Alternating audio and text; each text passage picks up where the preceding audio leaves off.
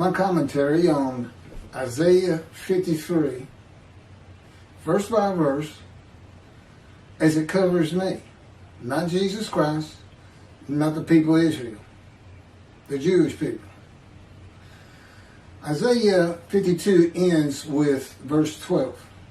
Isaiah 52, 13, 14, and 15 is a completely new chapter.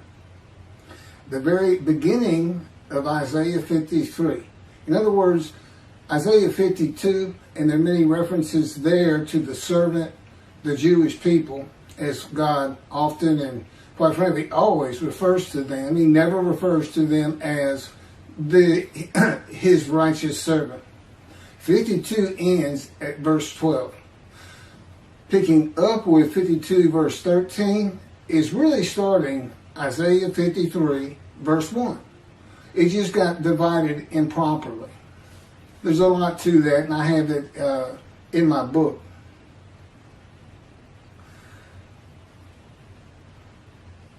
Isaiah 52 verse 13. Indeed, and this starts out in quotes, 13, 14, and 15 are a multiple quote verses. In other words, this quote that 13 starts with ends at the end of verse 15. Indeed, my servant shall prosper, be exalted, and raised to great heights. My servant shall prosper, be exalted, and raised to great heights. This is in midrash form. That's when you read a verse and generally break it down into parts and then give commentary on each of the parts. My servant is now the sinful, blemished, and disfigured Gentile who becomes, quote, my righteous servant, close quote. That's by God in Isaiah chapter 53, verse 11. After passing the test of devotion in Isaiah 53, verse 10, when he makes himself an offering for guilt in a covenant with God, agreeing to go through the suffering of God's fire of refinement. There's much more on that when I get to verse 10 and 11. God's righteous servant is a man who is made suitable in the Lord's fire of refinement of punishment, maltreatment, chastisement, bruising, and crushing. Now the key to this is the book of Ezekiel. He literally goes through everything that the man of Isaiah 53, the righteous servant, goes through, except he's not crushed with disease, he's not familiar with disease, and he is not wounded. All these other words, maltreatment, punishment, chastisement, bruising, crushing, that are in Isaiah 53, apply to him too. And again, I have a lot more on that. And the purpose of this is to make the many righteous. That's what this story is about. Chapter 53. It starts out with the people who need righteousness. And that's the first 6 verses, and I'm getting to them. And they are multiple quote verses also. Quote starts at verse 1 of chapter 53 and ends at the end of verse 6. And that's what it's all about. Here's this man. You're going to see what kind of problems he has and how lowly he was, and rises up to be God's righteous servant, speaking to God. And as it turns out, in the day of the Lord, and you can find this in so many of my other videos, which is this day. Because Jeremiah 31 talks about a time to come, and it connects with Malachi 3, chapter 3, which is the last page of the prophets that God speaks to his prophets, and God prophesies a day of the Lord. And it says, so to make the many righteous, and through him the Lord's purpose might prosper.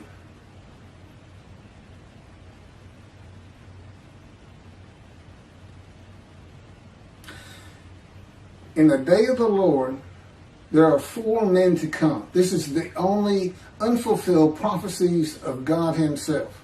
4 men to come. That would be the righteous servant himself, the prophet like Moses, who's never appeared, Elijah, and we find he's the messenger in Malachi 3, and of course the anointed one, Moshiach, the descendant of King David, from Isaiah chapter 11. Now, as I said, this is verse by verse and how I fit them. God came to me at birth, but did not speak to me as he did to Ezekiel immediately when his spirit lit upon Ezekiel. Then he could hear God speak. God is in his spirit. I have a little more on that in here, but it's also in many other videos. There's only one description. And the sages knew. The sages knew, although it's totally ignored today in Judaism, who says this, Isaiah 53, the Jewish people as one man, Israel, a patriarch. You had to have a description. And they believed and said the descendant of King David of chapter 11, the Moshiach, was described in Isaiah 53. They even had a name for him in the Babylon Talmud, the leper scholar. And that's because he's familiar with disease, crushed with disease, and yet by his knowledge, he makes the many righteous. Not by his death, not by his blood, not by crucifixion, by his long life. And again, it starts out with the first 6 verses where we see there are people suffering a sickness. And I'll get to that in just a second. So I, the righteous servant Elijah, though my name is Keith, clear the way for the building of the 3rd temple. Because God says in Malachi verse 1, chapter 3, behold, I am sending my messenger to clear the way before me, and the Lord whom you seek shall come to his temple suddenly. So the purpose of God that's not stated in Isaiah 53, it just says a purpose that might prosper, is returning to his temple, which means it has to be rebuilt. So when his messenger is clearing the way for him, it's clearing the way for the rebuilding of the 3rd temple of God.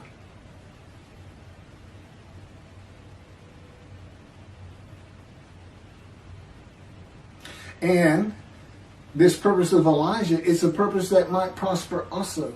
See, that's the connection. Elijah is supposed to draw the families of the Jewish people back together and do it through Judaism. He is to make them righteous. What is the man of Isaiah 53 called? God's righteous servant, the teacher of righteousness. And for what? A purpose of God that might prosper. Which is what? Building a 3rd temple. And God says, if Elijah is not successful, when I do come, I'm coming with utter destruction. I will strike the land with utter destruction. That's how serious it is to be able to find Elijah. And that's why you have to have a description. 4 men to come, 1 description. It's implicit, it's explicit, and there's no other way to look at it. And the sages would agree with me, I'm quite sure, that you have to have a description of these men. The things I hear on the internet, on YouTube, from the rabbis who talk about Moshiach, and when he gets there and people ask them, how do we know he's here? This and that and this. The answers are so varied and to me so ridiculous. You know, you're going to know who he is because he fits this description. That's what it's for. It's for the day of the Lord. Now, what's the day of the Lord about? Well, Jeremiah says, see, a time is coming. The ruined land, the desolate land, will be rebuilt again. The cities restored. Jerusalem rebuilt to a size greater than antiquity, which it is today. The land shall bloom again. This all started in 1948. See, your time is coming. I'll make a new covenant with you. Not like the covenant I made with your fathers out of Egypt. I'm going to forgive your sins, and I'm going to remember them no more. And this will cause Torah to be written on your heart, which is a metaphor for basically, when the Jewish people find out God is back and God is doing what he said, that's going to draw. That's going to get these sick people back that are in the first 6 verses to righteousness.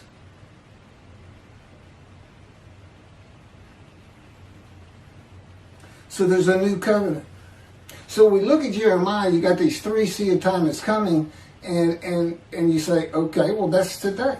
Because the land blooms again, Jerusalem's rebuilt, so the new covenant has to be here. What do we know about that? Who's going to deliver it? Well, you ask yourself, who delivered the first one? Moses.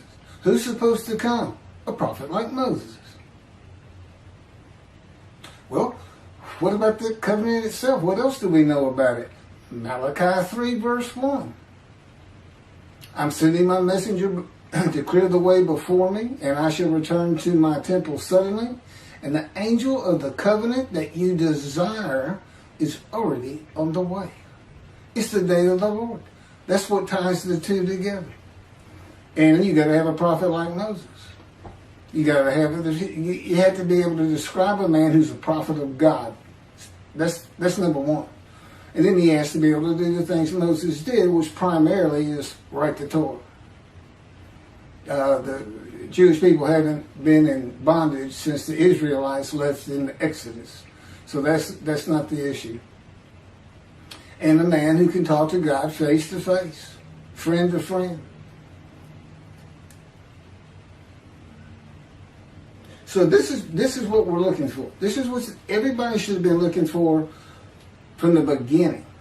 But particularly after the lands have become desolate and restored as they are today, which did not happen with the Assyrian Babylon exiles when they returned. They couldn't even go in to the northern kingdom because it was inhabited by Gentiles. That's another story too.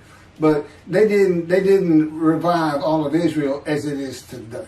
This is when it occurs, and I can tell you it is occurring because he's been training me up for this for 13 years now. We're just now starting to make a splash and let people understand what's really happening. He's here. It is the day of the Lord. There's 3 Abrahamic religions: Judaism, Christianity, and Islam. And it is unquestioned, at least in this room, the clear winner is Judaism. There ain't any question about it. And rightfully so. What other people have suffered as they have. So this is what we're looking for. The man being described, when all the verses are taken together, is a sinful man whose life had been lowly, full of grievous events, serious injuries and wounds, a man of pain and suffering, familiar with disease, that the Spirit of God alights upon, to the crown of God's righteous servant, who makes the many righteous and rises to great heights. Other scripture says the stock of Jesse. Jesse is the father of King David, which we find in the first verse of chapter 11 of Isaiah. The stock of Jesse that has remained standing shall become a standard to peoples. Nations shall seek his counsel, and his abode shall be honored. That's Isaiah chapter 11, verse 10. I, the righteous servant David, though my name is Keith, will have an abode that is humble when the Lord cuts me off from the land of the living. In Isaiah 53, well, I'll get to it. It happened to Ezekiel too. From the world of material things and society to fit Isaiah 53 verse 8. And in the end, my abode is one to be honored in Isaiah chapter 11 verse 10. From a poor man to a rich man, with the many as my portion, and the multitude as my spoil. Prosperous and held in high regard by many, and the multitude of the Jewish people. Verse 14, just as the many were appalled at him, so marred was his appearance, unlike that of man, his form beyond human semblance. This is the beginning of identifying God's righteous servant in Isaiah 53 as a man with disfigurement, because not only is he afflicted by God, he is also blemished. And I'll get to that. It's very important that was put into Isaiah 53. Usually you think of afflicted with a disease, but these are separated. Another affliction is disfigurement at birth. King David would have nothing to do with the blind, the crippled, the lame, because it was a sign in those days that God did not like you. He'd have nothing to do with them. You know, he's not a man without defects, such as lambs and rams for a sin offering and guilt offering in the Torah. In other words, God had Isaiah write that in, that this man was disfigured and afflicted with disease for one main purpose. Do not try to use the animal sacrificial atonement worship laws of Leviticus for this chapter, for this man. And that's just what the Christians did. And one rabbi that I know of, human sacrifice is what that would be. But you know what you can't sacrifice? A defective, blemished lamb or ram. You can't do it. It's not acceptable and won't be accepted by God. And the Christians can't see it. They just can't see it. They're blind.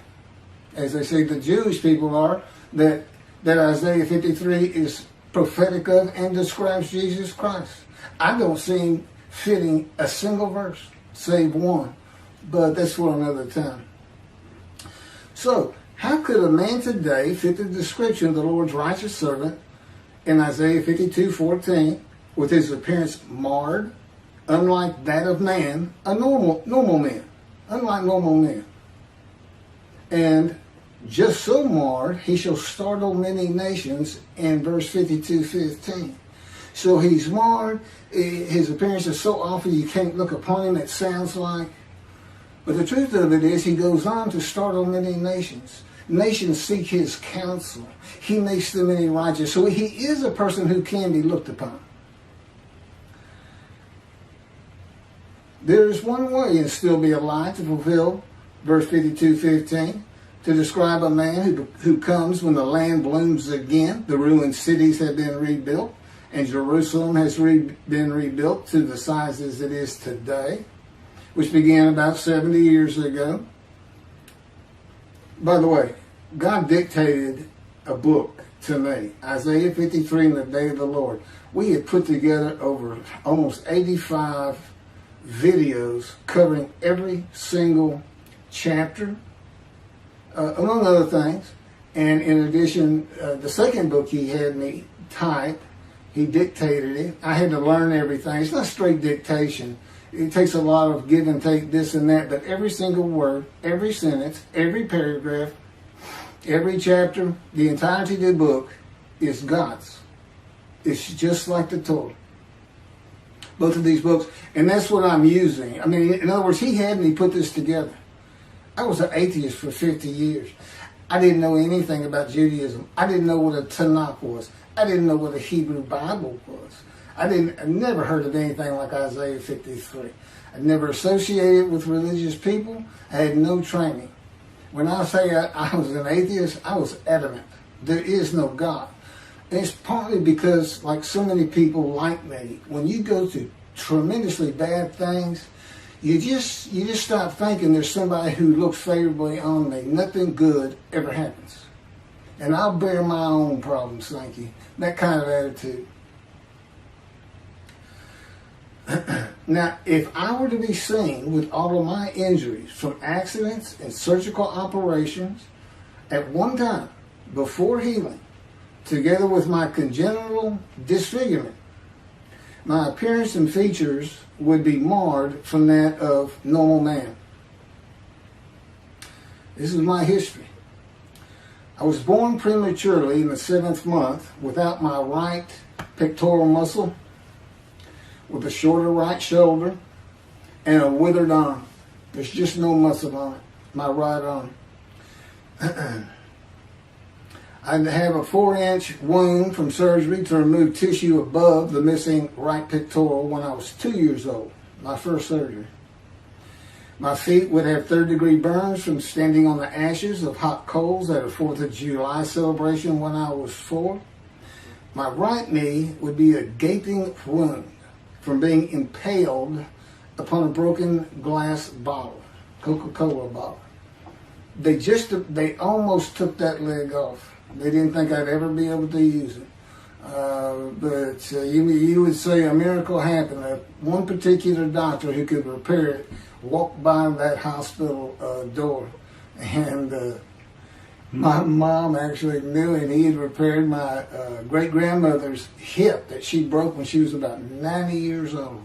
And this is back in the early 1960s. So the medicine wasn't near as advanced as it is today. But anyway, he saved my leg. My left knee would be sliced open from broken glass. I crawled over playing a game when I was 11. My 2 front teeth would be gone, knocked out by a telephone receiver when I was 12. Each foot would be pierced twice with nails. Were they 16 inches? I stepped on at a construction site when I was 17. It's a funny story. They went through my shoes and came up to the top. Left foot and right foot. My torso would be opened from the top of my rib cage vertically down to the pelvic bone from surgery to repair a .22 caliber gunshot to my abdomen. It went in through my front right side and came out over here on my left back side. It was just like an angle, almost straight across through me from about 2 feet away. And it pierced my bladder, colon, and intestines, and that was when I was 18. My upper jaw, the teeth, gums, and bone would be severed from my skull from orthodontic surgery, with my face swollen to twice its normal size when I was 38. It was surgery done to try to realign my top teeth with my bottom because I had a perpetual headache, one for almost 27 years of suffering. And the stories behind all these accidents and events and how I survived them is very interesting, and that's what the second book's about. It's called The Life of the Righteous Servant, God's Righteous Servant of Isaiah 53. Which he also dictated to me, even though it was my life. And it's primarily to show how I fit these verses. Because that's why he came to me at birth but didn't talk to me till I was 50. It was to make sure I fit these verses. You know, he said he came to Jeremiah at the womb, and he was a priestly man who had a great life doing God's work, even though he was one of the Babylonian exiles. God came to me for a different purpose, to make sure I had a life of suffering, to make sure I fit these verses, and to prepare me in all kinds of other ways that I didn't know. He basically orchestrated my life without my knowledge, and me all the time being an atheist. But these stories are in that book. The first 7 chapters are just about me. That's pretty easy read, just accidents that happen. And then it picks up with the chapter where he speaks to me for the first time. And then there's an additional 7 chapters culminating with what I'm reading to you right now. It's called chapter 16, Isaiah 53, Keith McCarty, verse by verse. That's what he had me write down. The skin of my chest would be open from a 6-inch in diameter circular cut to remove skin cancer when I was 43. My torso was opened again to remove a 6 to 8 inch malignant cancerous tumor that had burst through my colon when I was 44, and again in my 50s for abdominal hernia mesh surgery. I'm 63 today. God spoke to me at 50. As I said, he's been training me up for this for 13 years and teaching me all this. My left hand would be broken from a fall on a tennis court when I was 28 and broken again walking on stones in a creek when I was 55. My ankles would be bruised and swollen from severe sprains while playing basketball and running at various ages. My chin would be lacerated from striking a wall at the end of a foot race when I was 21, and I would be covered with the childhood diseases of measles and mumps. Now, if you could just imagine all that at one time, before healing, it's kind of like the Passion of the Christ. They say he fits all these things. He had nails in his hands and his feet, and he had been whipped. I'm sure his back was lacerated. But in any event, this man's supposed to live. This is how a man could fit the description of Lord's righteous servant in Isaiah 52:14, and just so he shall startle many nations. Kings shall be silenced because of him, for they shall see what has not been told them, shall behold what they never have heard. So that's Isaiah 52:15. And I can promise you, Judaism, the rabbis, Christians, these are things they had never been told, and behold what they had never heard. That's what this is. And, despite this language being in here, and God put it in here for a reason, had Isaiah write it, just as he has me write, just as he had Moses write. That's how the book came together, the Hebrew Bible. He had it all written, not just the Torah.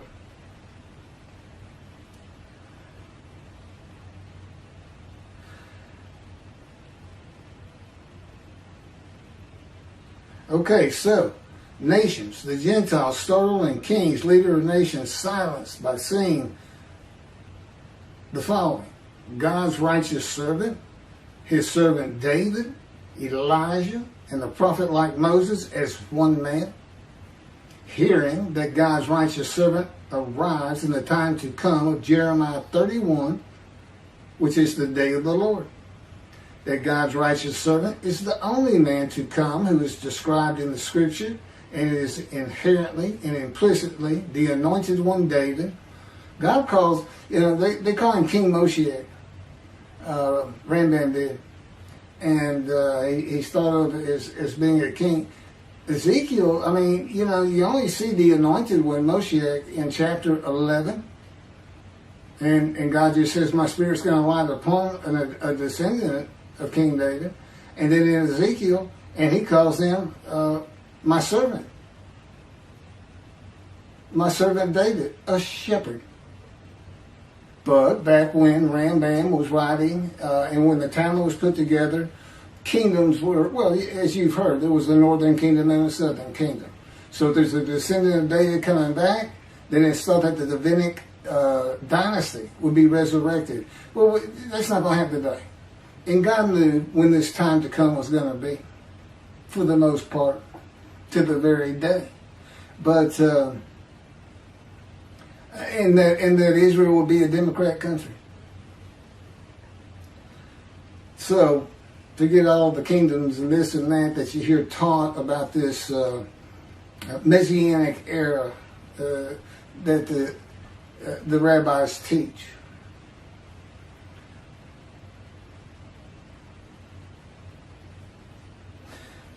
That the Jewish people throughout the world are forgiven by God of all their iniquities and sin by God's written word in the day of the Lord. That's under the new covenant. The Christians aren't going to believe it because they took that new covenant. No, they didn't take it. They said it's been abolished. It's obsolete. We have a newer covenant, and that's Jesus Christ. That's the only way you can find righteousness is through faith in Jesus and the resurrection. You can't be righteous under the law.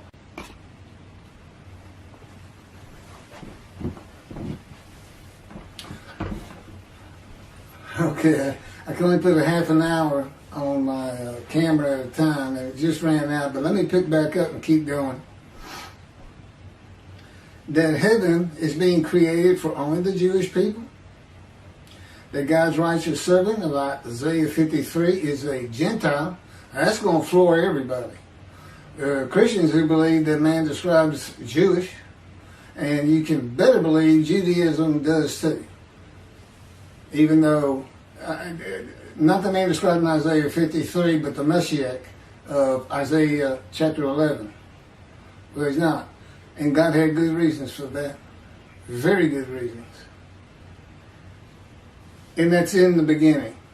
When we make it to Israel, I'm going to convert Orthodox and become a Jew. That Jesus, being a Jew, cannot be God's righteous servant. And there's one reason right there. Isaiah 53 can't be used for human sacrifice. You cannot use Leviticus. The unblemished Lamb of God cannot be in Isaiah 53. He'd have to be an unblemished perfect lamb, and he was. This man's afflicted with disfigurement and blemished with disease. And they just can't see it. But God knew they wouldn't. And that's why he put it in. And that's why I've had to suffer all these things. Oh, he gave me the cancer. He orchestrated me getting shot through the abdomen. I call it gut shot. I said, God gut shot me to the Holy Spirit. We laugh. But he also made sure I didn't die. And, well, anyway, I'll get to it.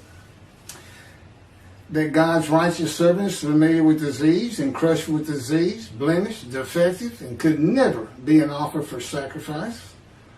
That a host of the Lord's host is a man and divine beings. Now, I know Judaism doesn't know what that is, because Jacob wrestled with a man and divine beings, and Judaism says he wrestled with an angel. No, he wrestled with a man who the Spirit of God had lit upon and entered, as we see with Ezekiel, and lit upon, as in chapter 11 by Isaiah,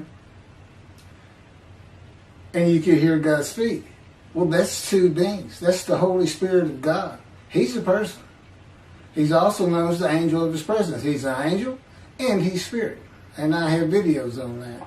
So, and there's God. And they just went to a man nearby and said, wake up.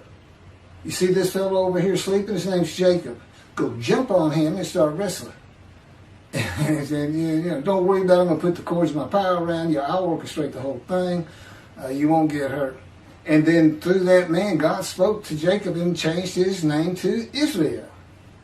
And that's where it all really starts. It started with Abram, the Hebrew, who became Abraham, but on and on. And that man, if God comes to you, that man was a host of the Lord's host. And I have videos on that. There's 4 or 5 other examples, powerful examples in the scripture on that, but only one place you can place the man as being a host of the Lord's host. It's the captain of the Lord's host. He's right here. That the captain of the Lord's host is a Gentile and a harbinger of God's righteous servant. That would be me. See, I'm a man in divine beings. God's Spirit lit upon me, and God is in his Spirit. That God's righteous servant becomes a man divine being when God's Spirit, who is the angel of his presence, the angel of the Lord, and the Holy Spirit alights upon him in Isaiah chapter 11, verses 1 and 2. That God is redeeming the Jewish people in the same manner that he did in the Hebrew Bible with one man. That the time to come of Jeremiah 31 began when the state of Israel was created in 1948. And that God's righteous servant fulfills and completes the remaining 6 prophecies of God in the day of the Lord.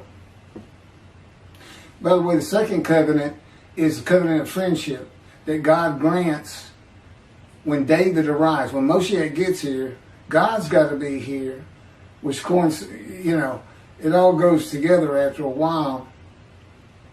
But in that covenant of friendship, it's in two parts. Ezekiel 34 and chapter 37. But in 37, I believe it is, he says, I shall place my sanctuary amongst you forever. So when that was done, and it was written by Ezekiel, God already knew in the day of the Lord there was not going to be a temple, that he was going to have to place one there, or have it done using his servant to get it going. Now, no single man can do it. You know, and if the effort fails, if the prophet's not recognized, if Elijah's not recognized, utter destruction to the land. And God doesn't mean he's going to do it in his power. It's just like Assyrian. It's just like him raising up armies.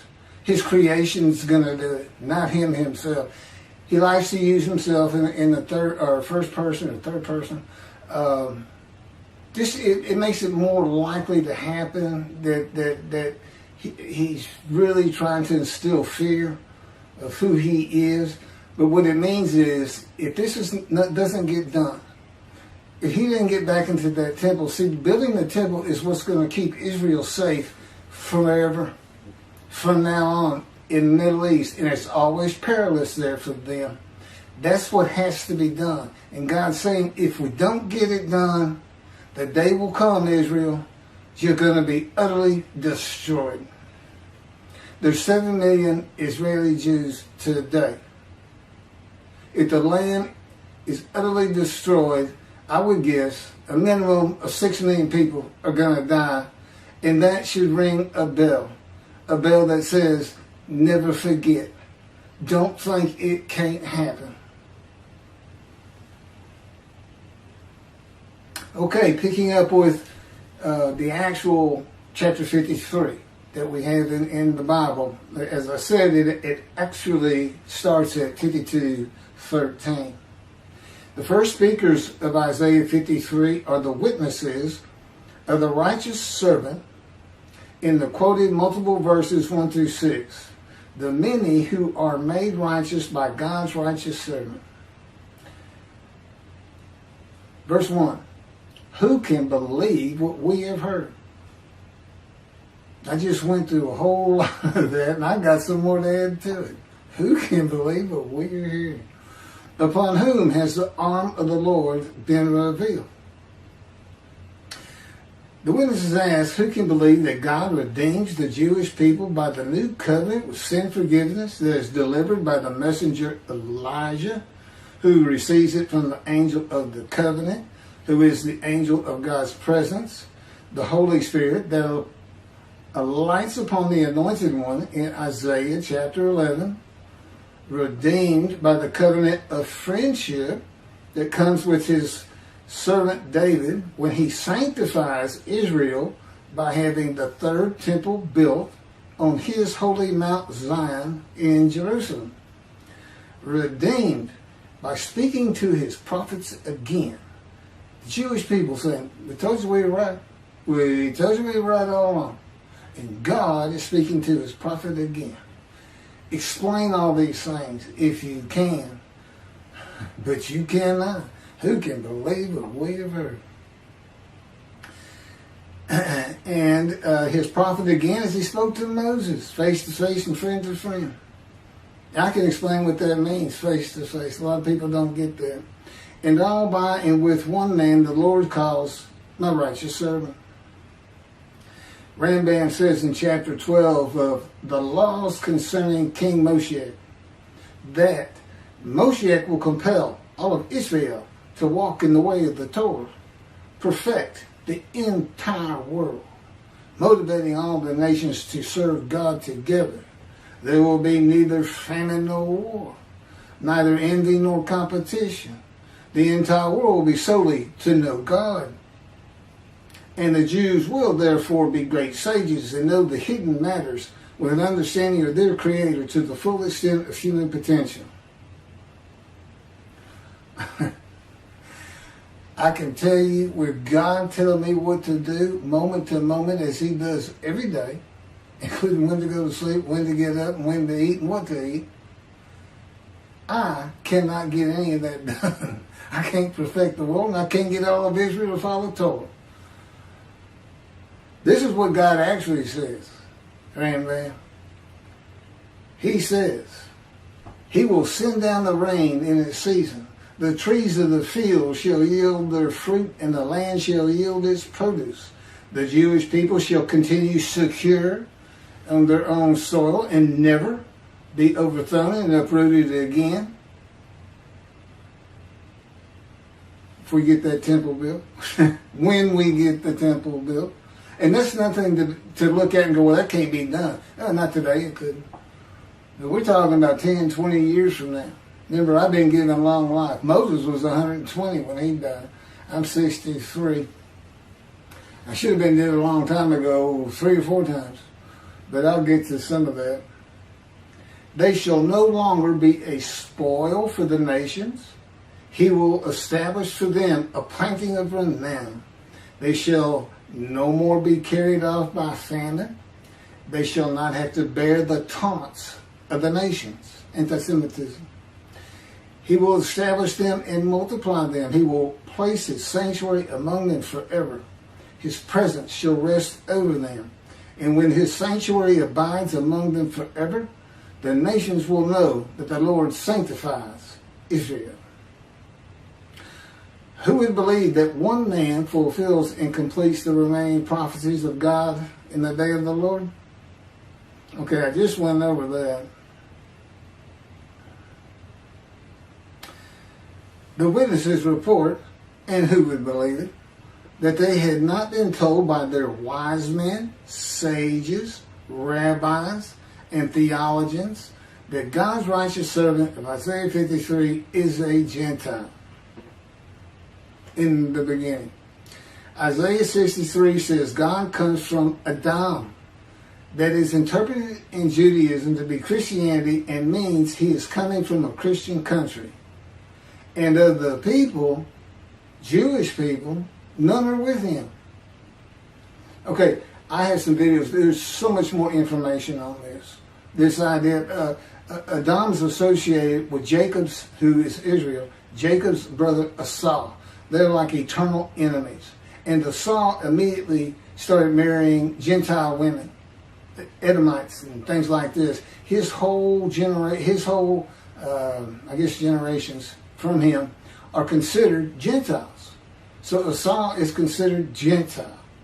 And that's why the reference becomes Rome, who were obviously Gentiles. And then it became Christian Rome.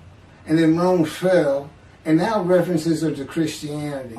Because there's still things God says he's going to have to do with Adam. And of course there is no Adam anymore. That would have been, it's kind of like Moab.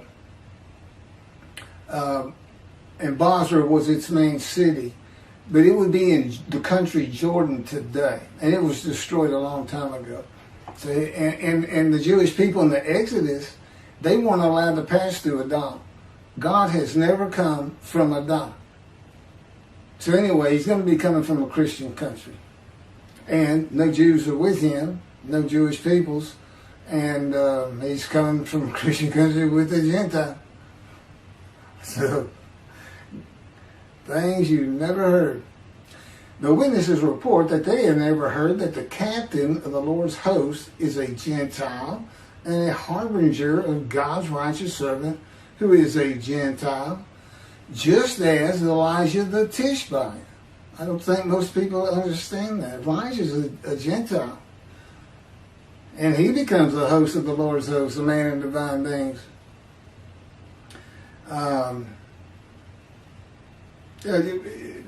There's no Tishbites in the Bible. There's lots of genealogy, especially in Chronicles. There's no Tishbites. There's no clan of a Tishbite. And it also specifically says, I'm pretty sure more than once, an inhabitant of Ramoth Gilead.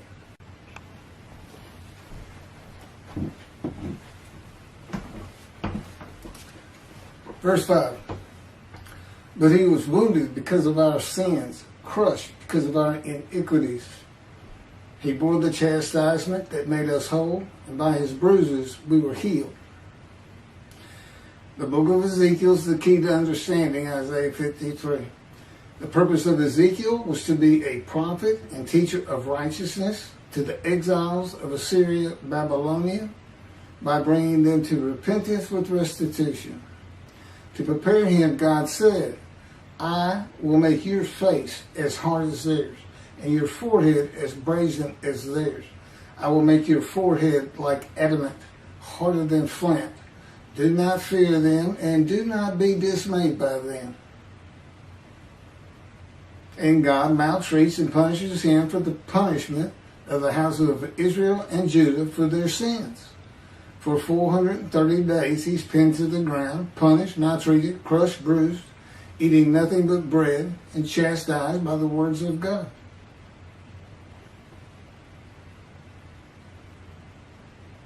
God's righteous servant, that is me, is a man of suffering throughout his life, with persistent hardships and troubles, grievously affected, especially by disease, and severely injured at one time or another. A man of many bruises and stripes. My stripes are my scars. These are the qualities that identify me as God's righteous servant, who makes the many righteous. And I have been wounded, punished, maltreated, crushed, bruised, and chastised by the power and words of God to make my face as hard as the Jewish people, my forehead as brazen as theirs, and like adamant, harder than flint. So I do not fear them, and I will not be dismayed by them. There's a lot more to this process. God's power is involved with changing my emotions and just teaching me and making me more knowledgeable and how to deal with belligerent, mean, ugly people and things like that. But his power has a lot to do with it. You know, he can make me, he showed me this years ago, he can make me completely emotionless. I don't fear anything. My adrenaline won't rush. My anger won't spark. I mean, he can do that in his power. And as you can imagine, I'm going to need all his help I can get.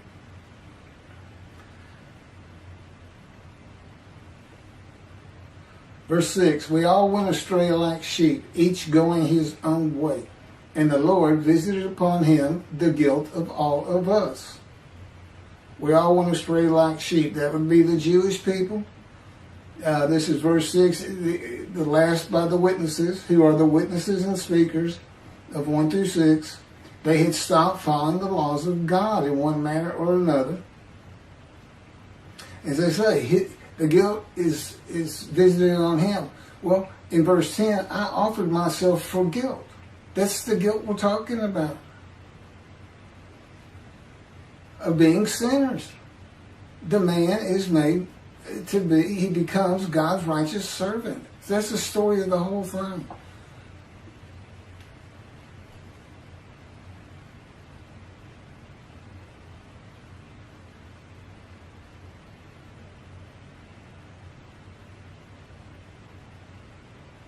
So, I accepted God's offer of possibly, it says he might have long life, possibly having long life after being crushed with disease in return of offering myself for guilt. It's a covenant between me and God. God and the Gentile, a covenant.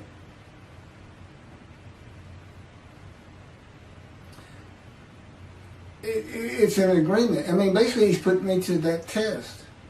You agree to go through my fire of refinement. He's trying to tell me how awful it is and what it's going to take and how it's going to change me. And then he makes it tough by saying, I might give you long life. So you're like, I got to go through all that, not really understanding it, and you might give me long life? He said, that's correct. Will you offer yourself for guilt or not? You know, that's how he's talking to you. You just kind of like, well,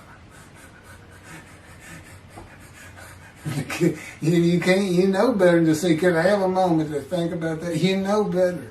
You just do. It's just, and you know, you can't take the guilt of other persons. I offer myself for the guilt of the Jewish people for their sinning, these witnesses, and the many and the multitude made righteous. So, I mean, you already know this is figurative language. I mean, you know, I can't take the guilt of the Jewish people. Does that mean every Jew in the world, all of a sudden, they don't feel guilt? I mean, they're known for that. They're feeling guilt because the world is oppressing so much. You know, it's a stereotype, but it's one that has been there a long time. But so basically, those who remain righteous no longer feel guilt, though I do suffer greatly in God's fire of refinement. So that's the last of the verses by the witnesses. The second speaker of Isaiah 53 is Isaiah himself, the prophet, in verses 7 through 10. Verse 7, he was maltreated, yet he was submissive. He did not open his mouth. Like a sheep being led to slaughter, like a ewe, dumb before those who shear her, he did not open his mouth. Okay, breaking it down, he was maltreated, yet he was submissive.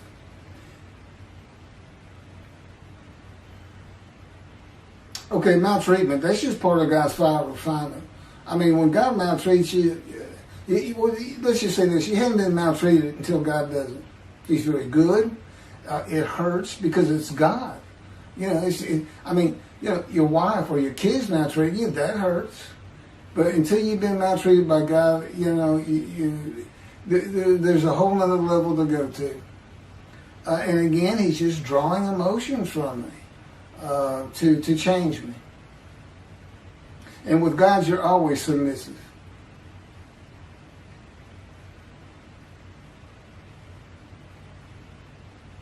Ezekiel said he went in bitterness and the fury of his spirit in the hand of God.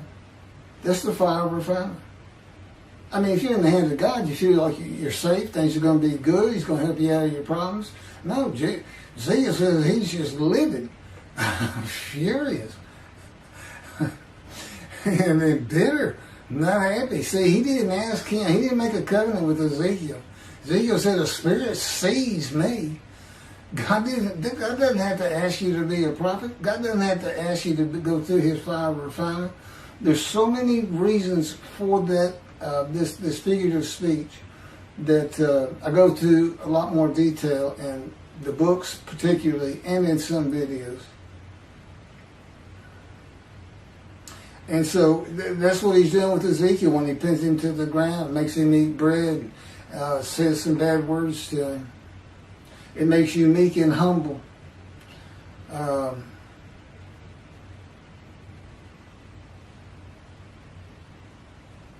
You know, it dulls your emotions.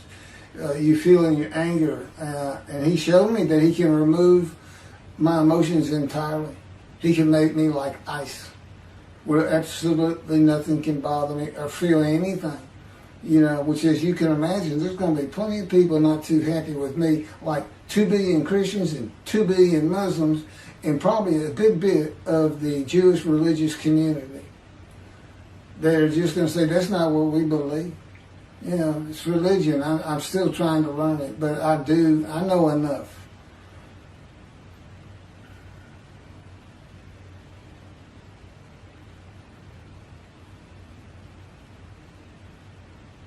It's also removal of self-will.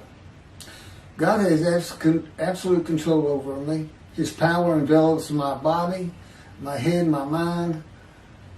I don't make any decisions of my own. One of the first things he had me do was terminate my law licenses. I had a license in Hawaii and here in Texas, where is where I always practiced. And I was a board-certified specialist in oil, gas, and mineral law. And he said, that's it. You're not practicing law again. And he actually had me terminate my licenses. I said, what am I going to do for money? He said, you're not going to have money. I said, okay. See, that's maltreatment right there. Terminate your law license and then get smart with you. Oh, he's rough, people. But he's a great person. He did not open his mouth.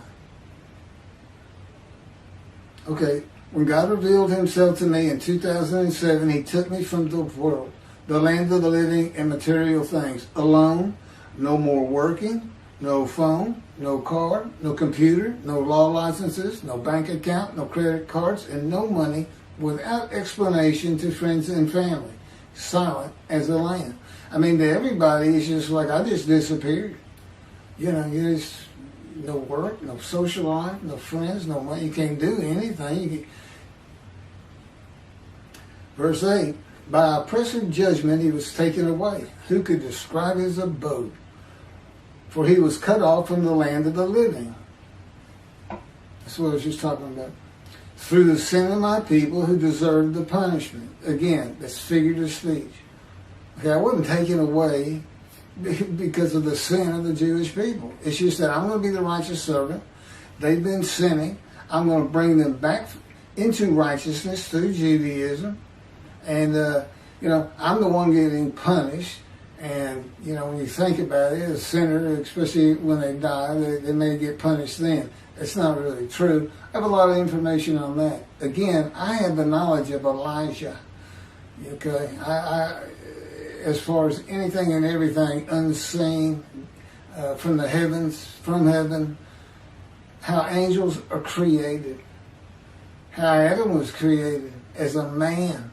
Think about that. You know, we kind of grow up and evolve in our learning and our knowledge of those things around us, and all of a sudden he just comes to be and he's already a full-grown man. I know all about that. By oppressive judgment he was taken away. Okay, the oppressive judgment is being guilty and receiving a sentence of imprisonment and of maltreatment, chastisement, punishment, bruising, and crushing until suitable for God's purpose. A purpose that includes making the many righteous. Okay, I've written 2 books, as the prophet like Moses would. I've put together almost 85 videos now at God's command and direction. The very words I use, and this is the books themselves. And I'm still in the fire refinement. It has gotten tougher, more painful every year. And he has not let up on me. I mean, doing these videos and writing the books is about the only time he lets up on me. So I really enjoy doing this. Who could describe his abode? Well, all of Israel will be able to describe my abode of the righteous servant because of social media and phones with cameras, and abode to be honored in Isaiah 11. I would like to see somebody, and Jesus did have a house. I'd like to see somebody describe that. It's not described in the New Testament. My abode today is room and board in return for care and assistance to my elderly parents in a townhome in Houston, Texas. My dad's 93. My mom's 86 or 7.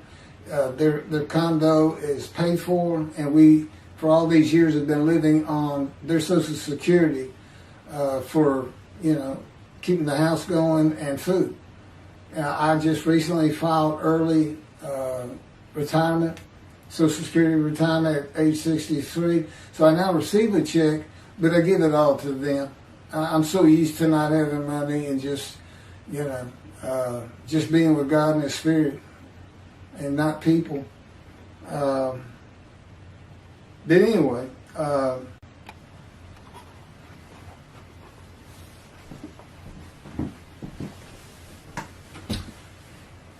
verse 9. And his grave was set among the wicked, and with the rich in his death, though he had done no injustice and had spoken no falsehood. This verse says the righteous servant of God was poor, but dies a rich man. The righteous servant of God becomes poor when God cuts him off from the world, and then he is given the many as his portion and receives the multitude as his spoil. And his abode will be honored. He will die a rich man. Verse 10. But the Lord chose to crush him by disease, that, if he made himself an offering for guilt, he might see offspring and have long life, and that through him the Lord's purpose might prosper. So he might be given long life, and the Lord's purpose might prosper. God's righteous servant will be familiar with disease and his life crushed because of disease that he is afflicted with by the power of God. God has shown me how he orchestrated my being shot in the abdomen in a vision back to October 5 of 1975 by altering my perceptions. Had he not done that, I would have removed myself from harm's way. And you can also find that in Isaiah chapter 11, I believe it's verse 3, that he will not make judgments and decisions by what his eyes and ears perceive. God will decide what I perceive. He'll decide my judgments, and he decides my decisions and what my eyes see. The bullet passed through my colon, bladder, and intestines. I was 18, and this is when the doctor said a tumor began growing in my colon based on its size when surgically removed when I was 44 years old, shortly after the 9/11 terrorist attack on New York. God tells me that the trauma to my colon activated dormant cancer cells, and in his power, he made sure they did not go dormant again. And now I survived the colon cancer. They had to open me up, just as they did with the bullet wound, from stem to stern. Remove about an 8-inch tumor that had burst through my colon. I had been bleeding internally for months. And it metastasized. It spread to my lungs. I didn't know that at the time, though, but so anyway, they removed the tumor, and I took chemotherapy for colon cancer. And then they had me come back in months later and started running more tests, and that's when they found lung cancer. X-rays of my lungs. My chemo had been specific to colon cancer. And then, my dad's sitting right there with me. And they took the x-rays twice, and they showed them to me, and it's just white spots all over my lungs. And they said, the white spots are cancer, and it's too advanced for us to even try and treat. And I said, well, what does that mean? You can't treat it. And he says, it's too advanced, so you're going to die, and you're going to die real soon, as in a month or so. And as I think I've already mentioned all this, but in verse 12 says he was exposed to death. But that was when the planes hit New York. I'm sure I must have covered this in chapter 52, verses 13 through 15. But in any event, I never went to see a doctor again. I mean, I just walked out there and that was it, But I wasn't experiencing symptoms. And I even mentioned that to him. I wasn't coughing, I wasn't hacking up blood, there was no shortness of breath. Nothing to really tell me that I was about to die of lung cancer. And I know now why. God knew they were going to be taking those pictures. And that's when he, in his power, gave me advanced stage 4 lung cancer. And then after the pictures, he removed it. But I didn't know that. And so it crushed my life. But it wasn't because I was, went through this horrible ordeal in a hospital. Like I've seen pictures of Lance Armstrong, the great bicyclist, what he went through, and of course he came out of it with incredible treatment and surgeries. I just left the hospital and never really experienced lung cancer. Now I did the colon cancer. That was brutal. It was really bad. I didn't know what was wrong with me, but not the lung cancer. And that's how God crushed me with disease. And I was familiar with disease, and I'd had skin cancer. So, in any event, that he would make himself an offering for guilt, it's an offer.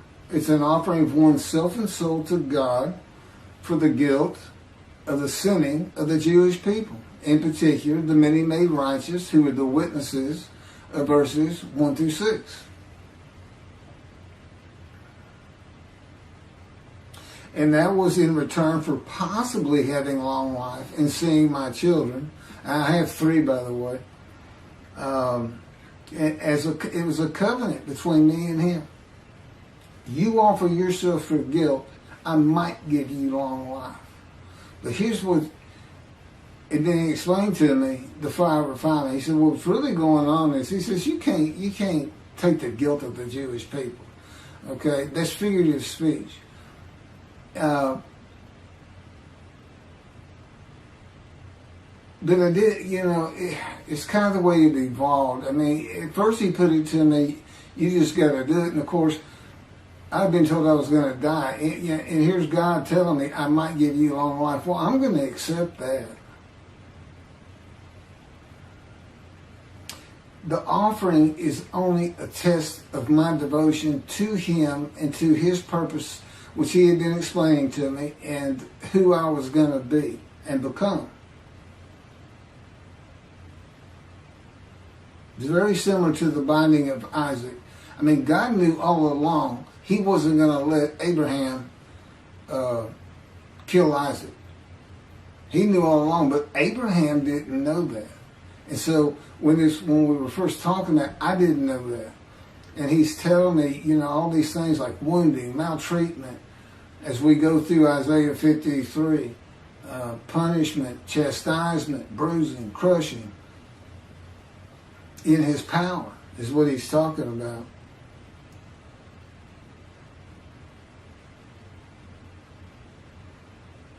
So when the test of devotion, will he offer himself for guilt and go through God's fire of refinement or not? It's set before me. Okay, but here's the kicker. The new covenant had already arrived. In Malachi 3, God says, I'm sending my messenger to clear the way for me, and I'm returning to my temple suddenly. The angel of the covenant that you desire is already on the way. And I often thought about that. Why is he already on the way? I may have even asked God about it, but he didn't answer me, which is not unusual, by the way. It's because of this test of devotion. They're sin-free when he asked me, and I said, yes, I'll accept the guilt of the Jewish people for their sins. There was no sin. That's why the angel with the new covenant of sin forgiveness has already left before God. That's what that's all. That's why that's there. And I promise you, nobody has ever figured that out before.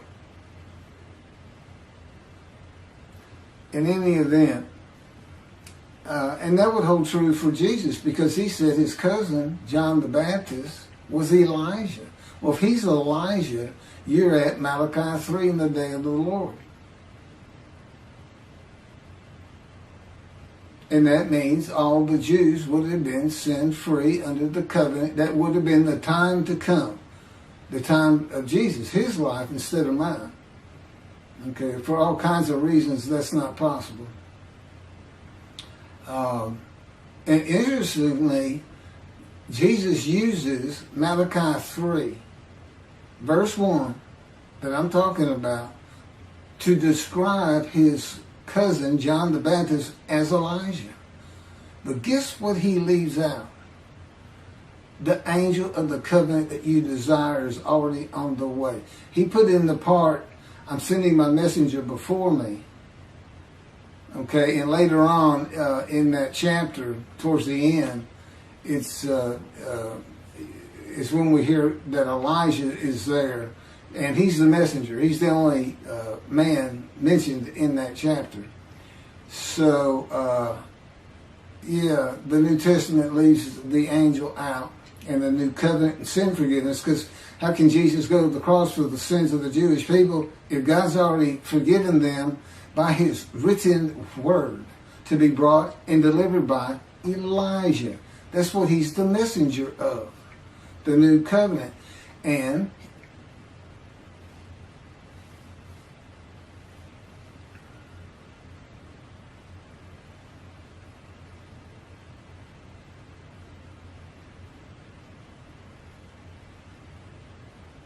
So the reality is there is no guilt or sin for the man to bear.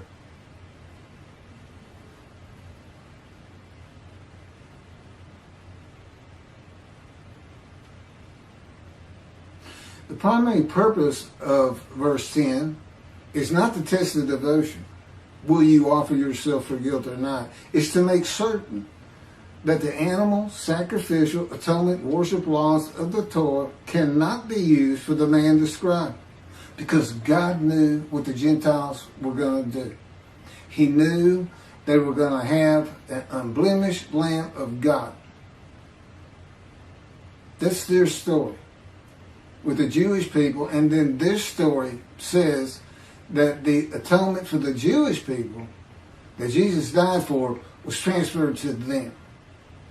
I mean, there's so much wrong in all that. And really, it's so important to read the books. The videos are good, but, you know, so much of it is coming out in my words. When God has me right, it just comes out clear.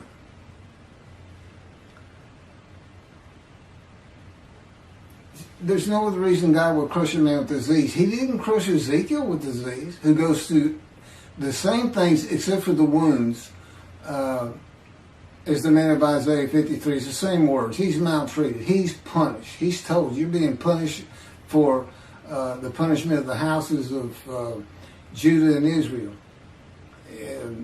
Bruised and crushed. Well, if you're pinned to the ground for over a year, you're going to be bruised and you're going to be crushed. Because it's God's power that's keeping them there on the ground. I'm very familiar with that power. I have been pinned more than one time in that power. For no other reason to be able to understand what Ezekiel went through. But that's why God afflicted me, blemished me, afflicted me, crushed me with disease. That's why I had to go through it. Because of Christianity, because of Jesus Christ. I had to suffer cancer. And how they cannot see those words, I don't know. Now, they don't have crushed with disease, which is the proper translation. They have brought to grief with sickness. Well, you don't get, and he's exposed to death. So this sickness is deadly. And of course, Jesus has never been sick any place in the New Testament. It doesn't even show up. So whether you want to call it sickness and grief, you don't come to grief because you got a cold or you're just sick and you got to miss a few weeks of work or something. You don't come to grief from that. You come to grief from cancer and being told you're going to die. But that's why it's in there. See, I fit these verses. Jesus does not. And most certainly the Jewish people, as the man Israel, don't fit it either. When were they all together at one time? Every single Jew on the planet gathered and crushed with disease by God. When did they make the many righteous by their knowledge? As one man, all together. It's never happened. It's a foolish argument to put them in there. Foolish. It's an absurdity, actually. It's, well, between the two, I can't tell you. I can't tell you. Which one's worse, putting Jesus in there or putting the Jewish people as the man Israel? Everybody can make their own decision. And, you know, you're not going to refuse God anyway. If God comes to you and says, I want you to be my prophet, and I'm going to put you through a fire of refinement that you're going to beg to die, you're going to beg to come out of 1,000 times. You know what you say? Okay, here I am. Let's go. Let's start. That's what you say. You don't say no to God. So that's what all that's about. That, and it's a description of a man that you can find. That's me. I fit it. And God made sure of it. That's why it came to me in the womb, so to speak. But it didn't speak to me for 50 years. He's orchestrating my life to make sure I live a suffering, painful, wounding life. And he did a good job. It was tough. I had a headache for 27 years. There's a long story, and it's in the book, but he showed me how he had caused that. It was like TMJ, temporal mandibular joint. being torn up, and it was from grinding my teeth every night, as though I had post-traumatic stress disorder. And there's reasons for that outside of the gun shop, but that's a little bit too detailed for this. Verse 11, out of his anguish he shall see it. He shall enjoy it to the full through his devotion. By his knowledge, my righteous servant makes the many righteous. Now, verses 11 and 12, this is now God speaking. Now, he's the final speaker. 7 through 10 was Isaiah. 1 through 6 was the witnesses to the righteous servant who were made righteous. Okay, so out of his anguish he shall see it. He shall enjoy it to the full through his devotion. This is a reference to Isaiah chapter 11, verse 2, where one of the attributes of the Spirit that alights upon the anointed one, Moshiach, is a spirit of devotion and reverence for the Lord. The anguish is the emotional and physical pain I have suffered by punishment and the power of the Lord of hosts to make me suitable for his purpose. And his purpose is make my people righteous. I need a prophet like Moses. This is the day of the Lord. I'm promising them in a covenant of friendship that I'm going to place my temple back amongst them.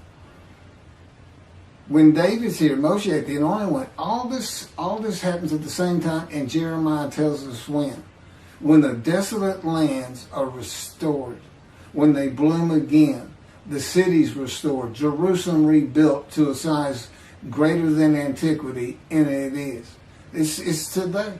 That's what it's for. It can't apply, Jeremiah wrote this, it can't apply to the Assyrian Babylonian exiles because they had nothing to do with the lands of the northern kingdom.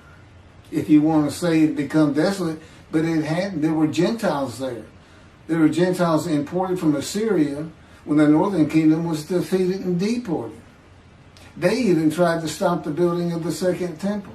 So, I mean, and there's many other reasons, but that would be the easiest one to discuss.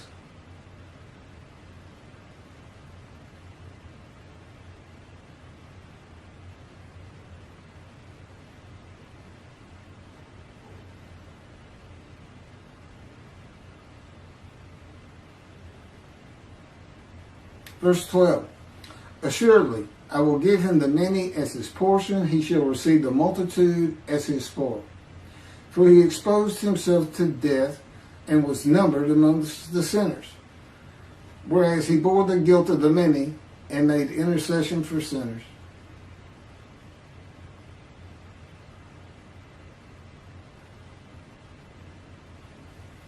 How do the Christians explain that? He's numbered a sinner. He's a sinner among sinners. They say this. They say, Jesus was crucified with a sinner to his left and a sinner to his right. So 1, 2, 3, he's counted as sinner. Now, we're trying to find somebody. This is a description of a man, these verses. We're trying to find somebody, not making up things to say, well, we know he's not a sinner. He's the unblemished Lamb of God, but he's numbered a sinner because he was crucified with sinners to his left and his right. Okay. I call that Christian logic.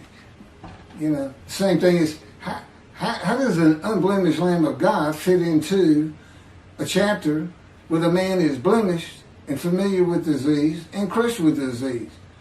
How do you fit an unblemished lamb in there?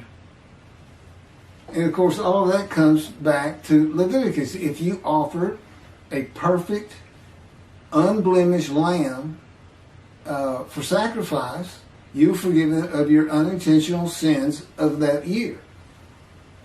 You know, if you had done it. And by the way, yeah, it's not intentional sins. It's only unintentional sins.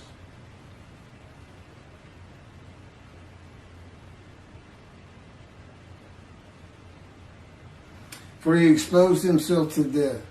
Jesus was never exposed to death. He died. Okay? He's crucified and he died. There's no other time in his life he was exposed to death. You know, when I was born, they told my parents to take him home. Born premature, 7th month. They just take him home. His intestines haven't formed correctly. He cannot eat, and he's not going to be able to. Just take him home. He's not going to make it. But I did. I survived. There's a story about it. As with so many things, I've been shot to the abdomen. It was 8 hours before I could get to a hospital. I was way out in rural Texas, and they could do anything. You know, and we went to a small hospital, and they said, we got to send you to Houston. We can't do anything. I said, can you give me something for pain? They said, no. Your vital signs are way too low. If we gave you morphine right now, you'd just drop flat out dead. That's where I was when I got, and I was still some 6-7 hours from Houston. And I had to hold on with everything I had. I was exposed to death. I was ready to, you know, I just knew I couldn't fall asleep, couldn't shut my eyes. I'd never come back.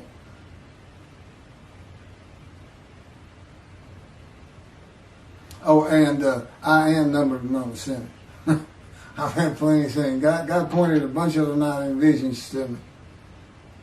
As a matter of fact, it was as if you've ever seen the movie or read the book Scrooge, or the Ghost of Christmas Past with Charles Dickens. Oh, A Christmas Carol. He took me back in visions to all these different times I was sinning. And it's not like I was an habitual sinner. It just does seem that I ran the gamut. It just wasn't much I left on the table when it came to what's the sin. You know, I never murdered anybody. But yeah, there was a lot more sins than I thought, because I told him, I don't think I was that much of a sinner. I was good to people. I don't like to hurt people or anything. I don't even like to hunt or step on bugs.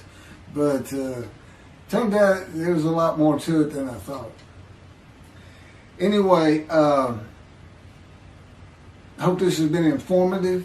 You're going to be hearing about me for a long time. All this talk about building the third temple, that's years in the future. God tells me, don't even think about it. Because I've told him, I said, well, that would be impossible today. He said, it won't be today. It could be 10, 20 years from now, but things will change in the Middle East. You'll see. So that's where we are. And right now the focus is on his passing his wrath in chapter 51, which of course moves into the description of the righteous servant in 52 and 53. He passes his wrath to the Christians. He tells his people, I'm passing the cup of my wrath, my bowl of reeling, from you to those who told you to get down on the ground and walked all over you. That would be the Christians who stole their book and told them they didn't know how to read it. That they didn't know Isaiah 53 described Jesus Christ. Arrogance. And God says of Adam, I'm going to tear you down from your high cliffs with your arrogance. So that's kind of what we're going to be focusing on for quite some time. But to do that, I have to be believed. I have to be lifted up high. Because nothing's going to make them more angry than that. That the Jewish people are saying, see, we told you. Here's the guy of Isaiah 53. It's got nothing to do with your Jesus. Thank you very much for listening.